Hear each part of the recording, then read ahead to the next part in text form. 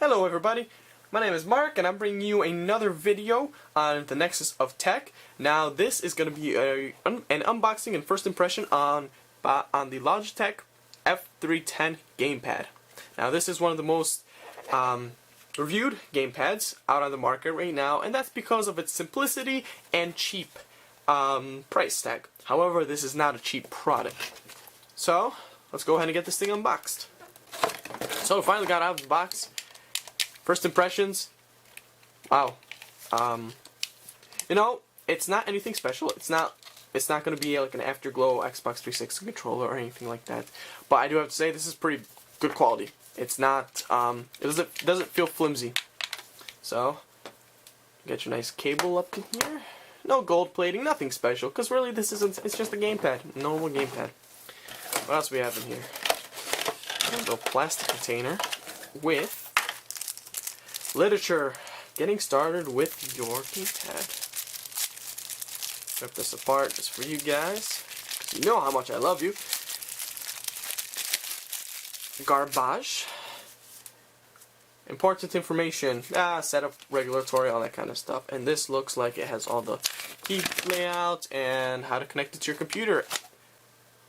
Back to the controller itself, as I said before, just feeling in my hands right now, it feels like a good controller. Now it is set up on the PlayStation 3 layout versus the Xbox 360 layout, which I kind of prefer the Xbox 360 just because the analog stick, one of the analog sticks is up in the left corner, which for me feels a little more natural. It just feels better having it up here. However, I did own a PS3 and I did like these both analog sticks at the bottom. And I have to say, these feel very nice. They're very crisp, as a new product should feel. And they bounce back no problem. The D-pad, you can feel each direction change as well when it's flipping, so that's good. The buttons are crisp, very crisp. They also have the same layout as well as color scheme as the Xbox 360. You also do have your triggers as well as your two bumper switches. Now I'm going to be curious as to see how exactly these triggers work, because when I'm going to be using it for an emulator on my computer, I want to make sure so it has the analog as well as left trigger when you push it all the way down. I've had those kind of problems coming across when I tried to play Super Mario Sunshine on my computer, where it wouldn't recognize when I'm pressed down completely. But that should be okay. We also have a back button right here, start button, and a mode button, which I'm guessing will allow us to change the modes for the controller. On top of that, you also have a Logitech button, which I'm assuming once you have the right software installed, you can go ahead and click that button and it'll launch like a Logitech Game Center. So it'll detect any kind of games you have, any kind of games that support this controller, and it'll be able to do it that way. As well as all the buttons we have on the front and the triggers and the two bumper switches. And actually, we do have analog press in buttons. That's nice. That's always a good plus. We also have this switch back here. As you can see, it is clearly labeled as a X as well as a D. Now what this is, this basically you can go ahead and switch which kind of drivers or a better explanation would be which way your computer will recognize this controller. Since computer games have been made older computer games that support gamepad functionality, some older games will have to be set in direct input mode. Now this is basically an older set of drivers that the older games use.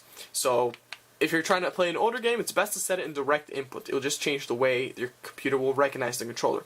For most modern games, you can go ahead and set it to X input, which is set on by default, because those are the drivers that most computer games recognize right off the bat. Overall, I'm very pleased with this controller. Just taking it out of the box and running it, through its paces, just pressing all the buttons, seeing how they work. I'm very pleased with the quality of it. And I like the way it's built. I have to say, I can now see why Logitech, or why this gamepad is #1 on Amazon right now, with its reviews and everything. because it's a very competitively priced gamepad, a basic beginner gamepad. So if you just want to go ahead and play an emulator game or anything like that on your computer, this is a perfect way to go. All the buttons are crisp. It feels very solid and well built, and it's very cheap. 20 bucks at Target, and you got yourself a controller like this. So if you're looking to play emulators or any kind of controller-based games on your computer, don't go the route that I did with the 360 and trying to hook it up through a wireless receiver, because I found, unless you have the original wireless receiver, don't go with these cheap Chinese rip-offs, because they don't end up well. You're just gonna get frustrated, or you're gonna end up getting one of these. So I highly recommend this product. I'm gonna be trying it out on my computer in the next couple days, and that's gonna be about it. So thank you guys for watching this video. If you like it, be sure to hit the like button and subscribe for future videos. Thanks for watching, guys, and I'll catch you in the next one.